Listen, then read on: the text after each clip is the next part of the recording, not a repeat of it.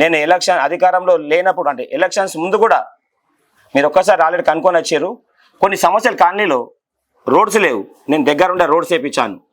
కొన్ని సందులలో ఒక రోడ్డు వేయించాను. అయితే మిడిల్లో ఉన్నట్టు ఒక స్తంభం అండి, 40 years నుంచి ఒక కాలనీలో రోడ్డు మధ్యలో స్తంభం ఉన్నది. దానిని అక్కడి కాలనీ వాళ్ళతో మాట్లాడి, ఈ నూతన్ నగర్ మనది అక్కడ ఉండి మీకు అక్కడ వెళ్తే మీకు వాళ్ళు చెప్తారు. వాళ్ళు మన కాలనీ వాళ్ళతో మాట్లాడి ఈ స్తంభం నేను తీపిస్తానమ్మా, మీకు ఏదైతే ప్రాబ్లం ఉందో రోడ్డుది నేను చేపిస్తానని చెప్పి ఆ రోడ్డు వేయించి దానికి సంబంధించిన స్తంభాన్ని కరెంట్ డిపార్ట్మెంట్ వాళ్ళతో మాట్లాడి అక్కడ ఉన్న వాళ్ళందరూ సిగ్నేచర్ తీసుకొని మామూలుగా చెప్పండి కరెంట్ డిపార్ట్మెంట్లో సహకరించారండి. మీరు అక్కడ ఉంటే మేము దీపిస్తామని ఒక మాట చెప్పారు.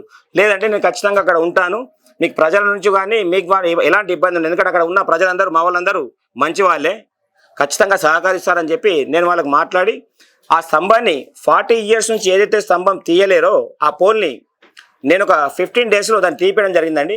అదేవిధంగా అన్న మీకు ఇంకో చిన్న విషయం ఏంటంటే, గతంలో కూడా నేను ఒక అంటే పేదవారని నేను చెప్పలేను, వారికి అవసరం ఉండే వాళ్ళ ప్రాబ్లం అనేది నా దృష్టికి వచ్చింది. వచ్చినప్పుడు నేను ఏంటంటే నేను ఏదో గొప్పలు చెప్పడానికి ఏ పని చేయను. నేను వాళ్ళ నంబర్ తీసుకొని వాళ్ళ ఇంటికి వెళ్ళి మా అమ్మ మీకు ఏం అవసరం ఉంది అని చెప్పి కనుక్కుంటే అంటే వాళ్ళ ఇంట్లో వాళ్ళ హస్బెండ్ భర్త చనిపోయాడు, వాళ్ళ అత్తమ్మకు క్యాన్సర్ ఉంది, వాళ్ళకు చిన్న పిల్లలు ఉన్నారు, ఒక 6-7 సంవత్సరాల పిల్లలు ఉన్నారు.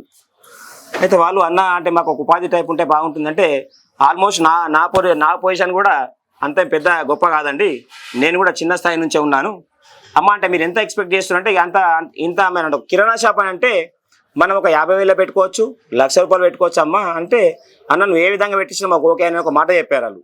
అయితే నాకు తోచిన విధంగా వారికి ఒక షట్టర్ చూశాను, అంటే దాని కిరాయికి సంబంధించి వాళ్ళే కట్టుకున్నారు, దాంట్లో నేను చెప్పలేను.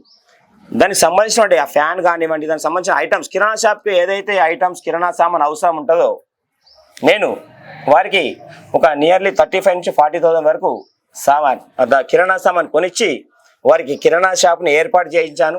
సెకండ్ హ్యాండ్లో కూడా అంటే అమౌంట్ లేక నేను సెకండ్ హ్యాండ్లో కూడా వాళ్ళకు ఒక చిన్న ఫ్రిడ్జ్ కొనిచ్చాను. ఆ ఫ్యాన్ కూడా ప్రాబ్లం అవుతుందని చెప్పి వాళ్ళకు చిన్న ఫ్యాన్ కొనిచ్చాను.